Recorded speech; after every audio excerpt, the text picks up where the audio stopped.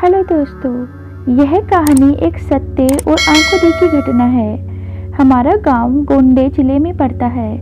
यह उस समय की बात है जब गांव में 18-19 साल की उम्र में सब लड़कों की शादी हो जाती थी। उनमें से एक मेरा मित्र रमाकांत भी है।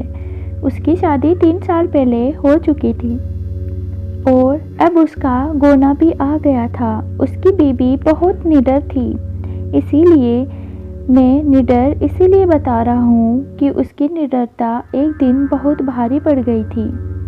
3-4 साल पहले तक गांव की अधिकतर औरतें सुबह सुबह उठकर लोटा लेकर नित्य क्रिया के लिए कोई खेत में तो कोई खुले मैदान में जाती थी, वो भी जबकि गांव के पुरुष लोग सो रहे होते तब वह जाती थी।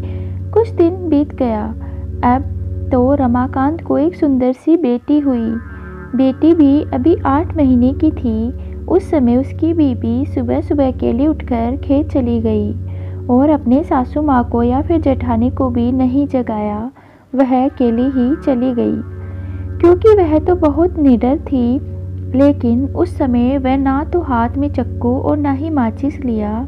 जिस घर को बच्चा पैदा होता है उसे 1 साल तक घर की औरतों को अकेले बाहर नहीं भेजा जाता, वह भी सुबह सुबह बिना किसी को साथ लिए, क्योंकि उस औरत पे भूत प्रेत इन लोगों का साया जल्दी पड़ता है। लेकिन वह अकेले गई थी। तभी वहाँ बेल का पेड़ लगा था, उस पर एक चुड़ैल रहती थी जो इसके साथ नहीं आना चाहती थी, लेकिन फिर भी वह आ गई। जब रमाकांत की औरत खेत से आई तो लोटा फेंककर पलंग पर बैठकर गाने लगी। बगल में ही खाट पर लेटी हुई उसकी बच्ची जोर जोर से रो रही थी, लेकिन वह तो गाना गाने में व्यस्त थी, इसीलिए उसे सुनाई नहीं दिया। इतना देखकर रमाकांत चिल्लाने लगा कि बेटी तो उठाओ, क्या तुम्हें सुनाई नहीं दे रहा है? वह कितनी रो रही है। फिर भी बीवी ने जवाब नहीं दिया। जब तक रमाकांत की भाभी आ गई तो वह समझ गई यह कौन है और रमाकांत को इशारा किया और दादाजी को बुला लाओ। इतना सुनते ही रमाकांत समझ गया कि मेरी बीवी के ऊपर कोई चुड़ैल का साया है। तभी भाभी जी ने दादाजी का नाम लिया।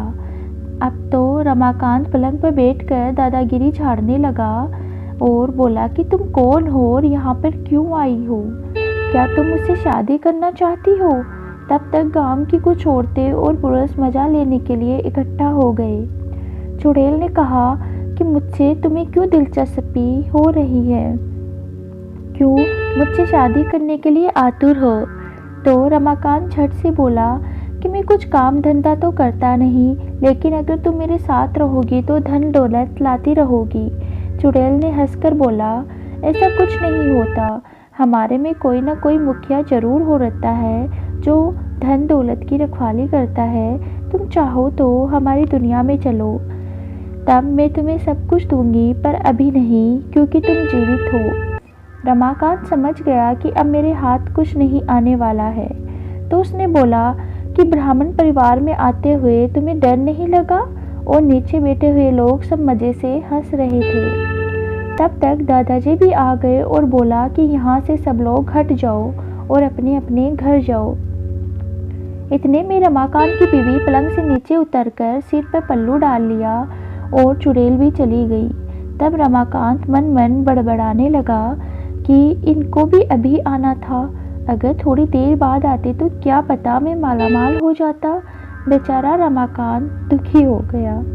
दोस्तों, यह एक रियल स्टोरी थी जो हमारे एक प्यारे से व्यूअर्स ने हमें सेंड की है। अगर आपके पास भी कोई ऐसी मज़ेदार और फनी या डरावनी स्टोरी है तो हमारे साथ ज़रूर शेयर करें।